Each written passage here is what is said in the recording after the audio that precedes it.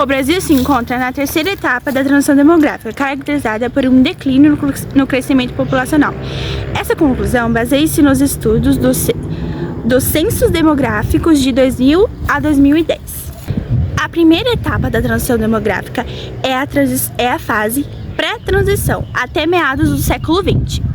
Aliás, altas taxas de natalidade e mortalidade, principalmente a mortalidade infantil, era elevada devido a doenças infectológicas e condições precárias de saneamento.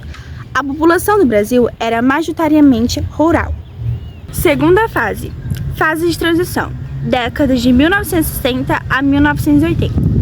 Queda acentuada da taxa de mortalidade devido a melhorias na saúde pública. A natalidade também começa a cair, mas de forma menos acentuada, resultando em um crescimento populacional vigoroso. Urbanização acelerada, com muitas pessoas migrando do campo para a cidade em busca de oportunidades melhores. Terceira etapa, fase avançada, décadas de 1990 a 2010.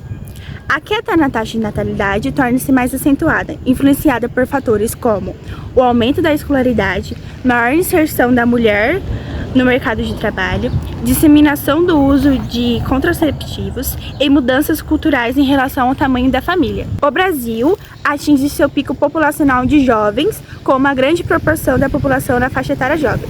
Isso cria o chamado bônus demográfico, onde há uma grande proporção de indivíduos em idade ativa em relação aos dependentes, que são as crianças e os idosos. Quarta etapa, fase pós-transição, década de 2010 em diante. A taxa de natalidade continua caindo e aproxima-se da taxa de reposição. Envelhecimento populacional torna-se uma característica marcante, com aumento da expectativa de vida e queda da proporção de jovens na população. Surgem então preocupações com a sustentabilidade dos sistemas de previdência da saúde devido à maior proporção de idosos na população. Mato Grosso do Sul esperava um crescimento populacional mais significativo, projetado para ter um ganho de 384.401 habitantes. Porém, esse ganho foi menor do que esperado, apenas 307.667 pessoas nos últimos 12 anos, de 2010 a 2022. A taxa de natalidade atual no Mato Grosso do Sul não foi divulgada exatamente para essa região.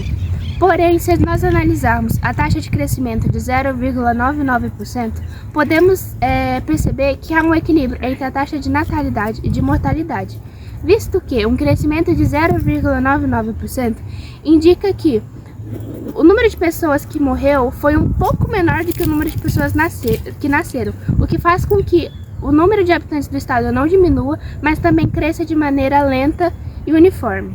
A expectativa de vida é um fator-chave que determina melhorias na saúde e na qualidade de vida e influencia diretamente no crescimento populacional. Não há dados específicos para o estado do Mato Grosso do Sul, mas se olharmos dados divulgados pelo censo de 2022, vemos que a expectativa de vida para recém-nascidos que nascem no ano de 2022 é de 75,5 anos de vida. Sobre o crescimento populacional, Mato Grosso do Sul chegou a 2.756.700 pessoas e teve um crescimento populacional entre 2010 e 2022 de 12,5%. Esse crescimento, embora positivo, reflete um desaceleramento no crescimento populacional, o que é comum, visto que o Brasil está passando por uma fase onde o crescimento populacional está diminuindo. Segundo o jornal Correio do Estado, baseado nos dados fornecidos pelo censo de 2022 do IBGE, o crescimento populacional do estado do Mato Grosso do Sul entre 2010 e 2022 foi abaixo do esperado, sendo mais de 76 mil habitantes a menos do que o previsto. Esses dados mostram que mesmo com o estado do Mato Grosso do Sul tendo chegado a mais de 2 milhões de habitantes, o ritmo de crescimento do estado desacelerou, acompanhando o ritmo nacional.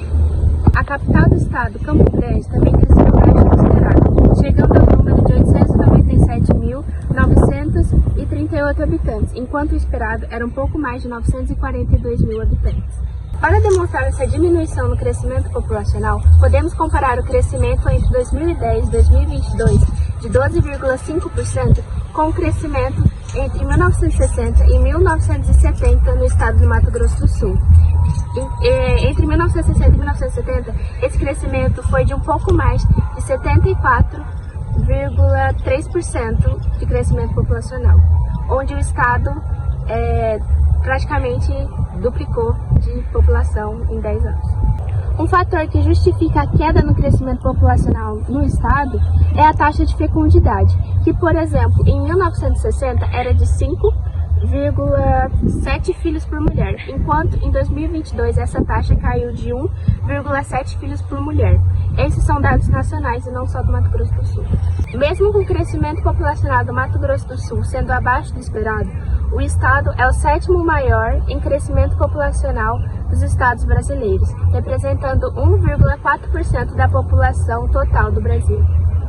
Agora vamos fazer uma análise da taxa de crescimento populacional. Ela envolve dois fatores: o crescimento vegetativo, que pode ser chamado de natural, e as migrações internacionais. Ela funciona com o crescimento vegetativo, é a diferença entre as mortalidade e a natalidade, e as migrações internacional com a diferença entre os imigrantes e emigrantes. A questão que faz esse crescimento das taxas é composta por imigrantes tanto nacionais quanto internacionais. Esse fato contribui para o povoamento, além de estabelecer em um mesmo território uma pluralidade cultural. No Mato Grosso do Sul existe uma grande concentração de pessoas pardas, imigrantes paraguaios e índios guarani. A composição étnica da população do Mato Grosso do Sul é a seguinte: com brancos com 51,1%, negros com 5,3%, pardos com 41,8% e amarelos ou indígenas com 1,7%. Já a redução, ela ocorre pela diminuição da taxa de natalidade, da estabilização da mortalidade, do crescimento de uma população e o acesso aos métodos anticoncepcionais. Em outros casos, também tem a diminuição de volume da população economicamente ativa, a sobrecarga do sistema de saúde, pensões e previdências públicas, a diminuição de oferta de mão de obra, especificamente em nações desenvolvidas, a elevação de taxa de idosos na população e o envelhecimento populacional. Porém, o principal fator é a redução de taxa de fecundidade. Em 1970, as mulheres tinham de 5 a 8 filhos, hoje em dia tem menos de 2. Por outro lado, está havendo um envelhecimento na população e um aumento na expectativa de vida.